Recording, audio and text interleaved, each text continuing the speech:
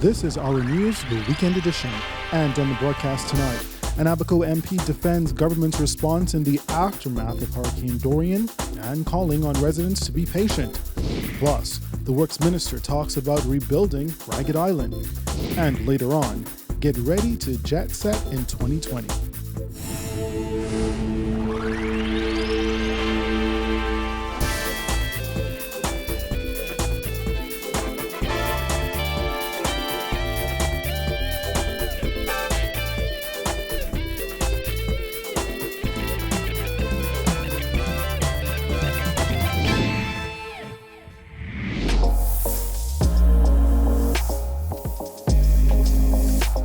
Our news is brought to you by Alive.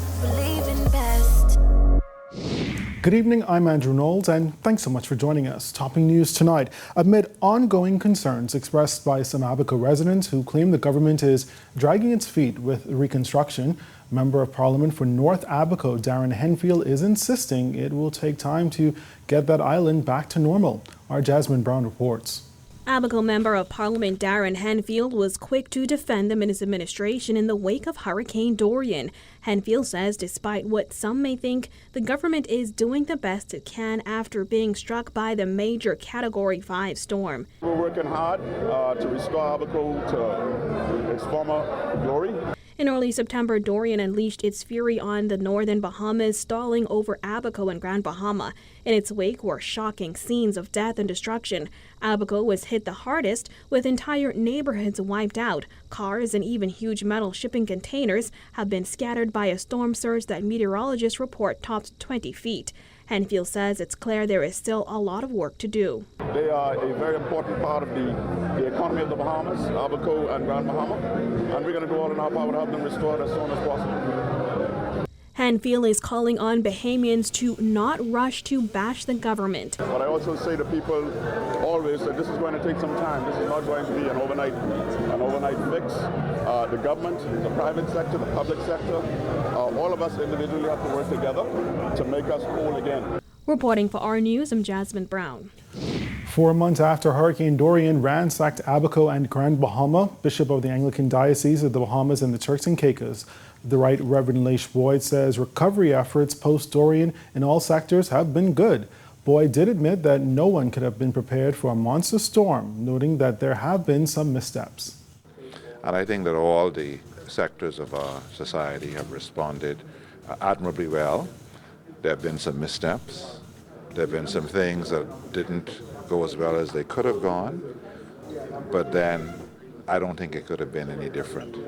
The important thing is that now we just need to not lose sight of Dorian and remember always that there are people still affected by Dorian and do everything in our power to be able to meet their needs.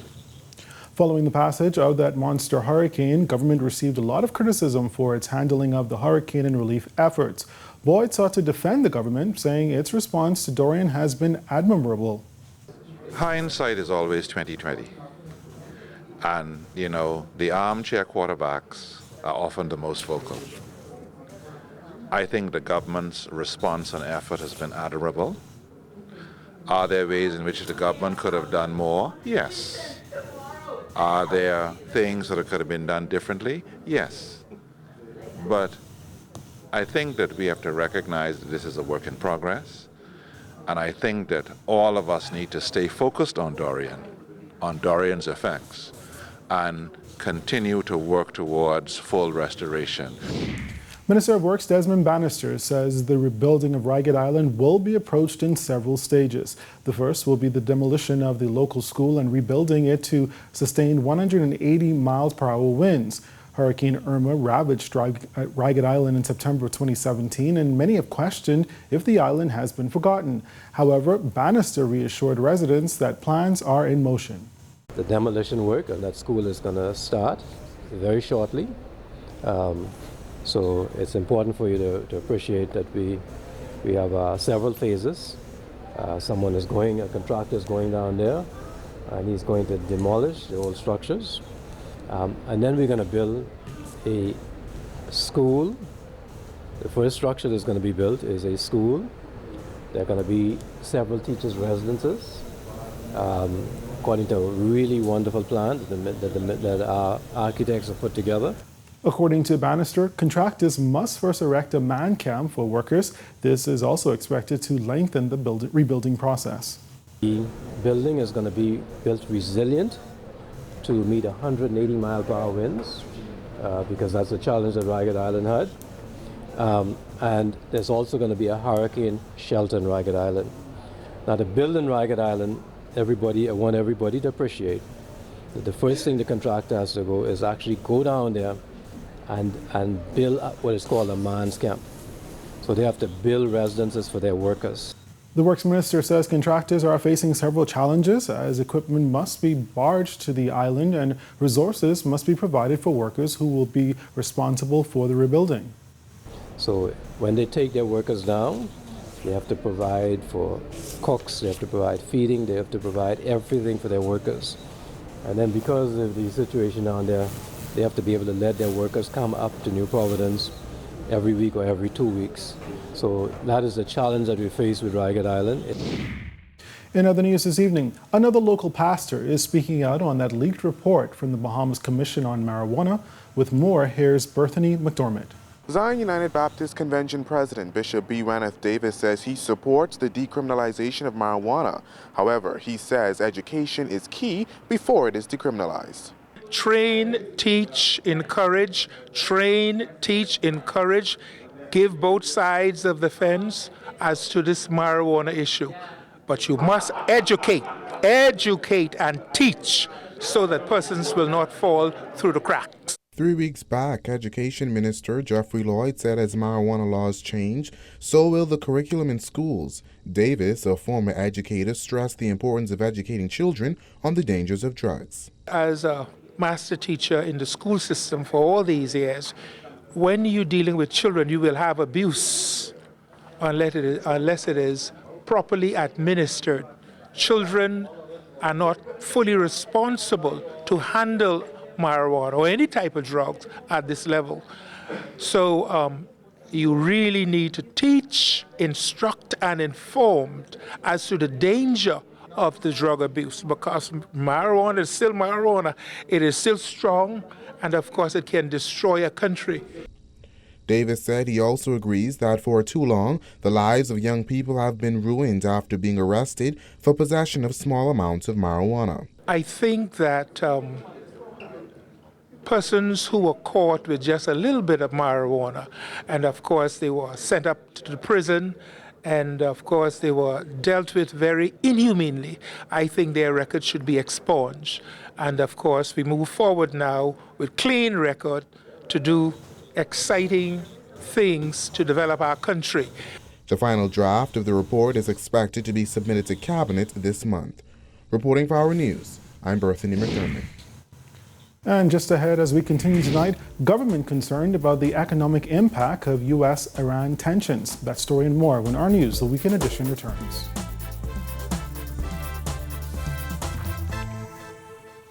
Phone is good. Internet is good. TV is good. But why just pick one thing when you can have everything with Tria? Only $99 a month gets you phone, internet, and cable. That's everything you need for $99 a month. Ask for Tria. Call 601-2200 or email residentialsales@cablebahamas.com. Rev, you and us together.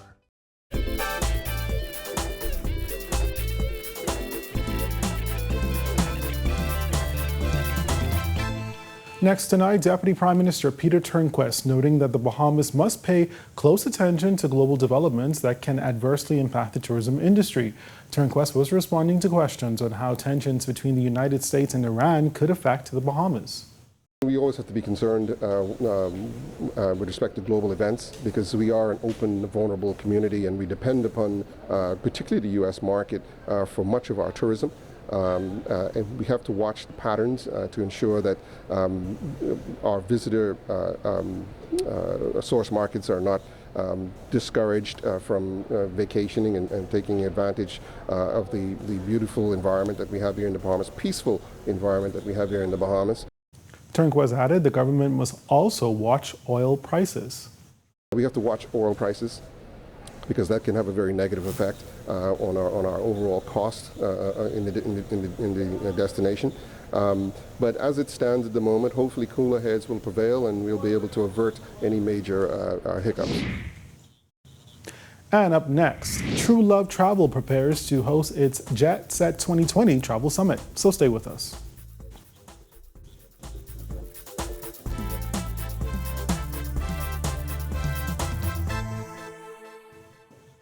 Phone is good.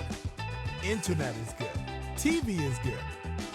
But why just pick one thing when you can have everything with Trio? Only $99 a month gets you phone, internet, and cable. That's everything you need for $99 a month. Ask for Trio. Call 601-2200 or email residentialsales@cablebahamas.com. Rev, you and us together.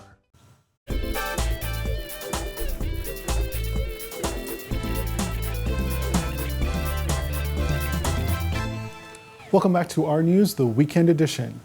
Where on your list of things to do for 2020 does travel fall? Well, one company is looking to help you travel to some of the world's most exotic destinations this year.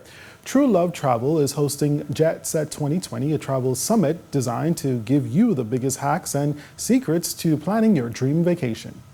Because millennials, we're all about travel now. So we wanted to showcase our 5 group trips of 2020 and also start to discuss travel. The event takes place on Saturday, January 25th at 4:30 p.m. at the Ocean Club Four Seasons Resort and includes a panel of travel experts. Travel consultant Sandy Franks says the summit will delve into topics like how to live abroad, solo travel, and even luxury travel. So our speakers, they're going to be covering a range of topics from solo travel, to budget travel, to luxury travel. So for persons that are interested and they may find that they fall into one of those niches, they can learn exactly how to go about their form of travel. So our speakers, they're literally experts in their field or in these areas. So then they're going to be giving tips, they're going to be giving hacks, basically just information that novice travelers or even persons that have traveled before need to know to get their bucket list kicked off in 2020. The cost for the event is $50 and attendees have a chance to win a full all-expense-paid trip to one of True Travel's 5 trips for 2020. Tickets are available at booktruelovetravel.com. And we know Bali is high on a lot of people's bucket list. So it's one of the most Instagrammable trips we have set up this year. So we're going to be there. I think it's 11 nights we're going to be there. And so persons are going to get to explore those 2 beautiful destinations. Then in October, we go to Greece, Athens, Santorini, and Mykonos, my favorite out of all the trips. And so we're going to be exploring there, seeing the Acropolis, visiting all the blue domed buildings, trying the food. So just a lot of great experiences for Greece. We count down the most memorable quotes of the week. That's coming up when our news, the weekend edition, returns.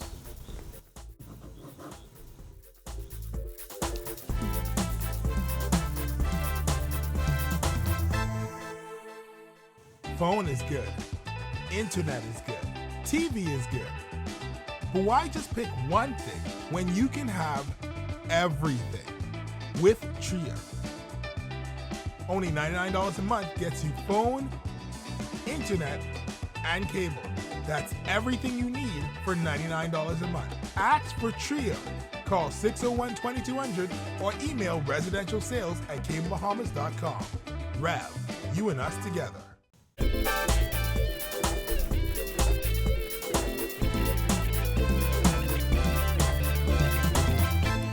Finally tonight, it's that time when we take a look back at the most memorable moments of the week in news in our Quote of the Week segment.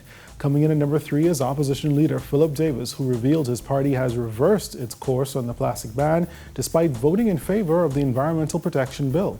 Our position is that there should be no charge for the remaining plastic bags in inventory. This is a case of taking more monies out of the pockets of ordinary working Bahamians who can least afford it and transferring these funds into the bank accounts of wealthy business owners. This is wrong, and I call on the government to reverse this bad decision. Taking the number 2 spot is Chief Justice Brian Morey, QC, who slammed the state of the country's courts. We need to spend more millions of dollars renovating and patching old, ill-suited buildings, or is it now sensible to stop this drain and actually do what we all know must be done? Build a new state-of-the-art customized court complex which reflects the aspirations and standards of the Bahamian people. But our quote of the week belongs to Police Commissioner Anthony Ferguson, with his comments suggesting that parents of future police officers need to do a better job raising their children. By the time you reach the police force, you are no child, eh? You are no child. When you reach the police force, you're accountable. And so what do you expect to get? You only can get what you give us. But a lot of times people believe that the police force is responsible for bringing up your children. That's not the job of the police force. We will train you how to maintain law and order, how to behave yourself in carrying out your duties, but training of the child, the mind of the child, that is the responsibility of the parents.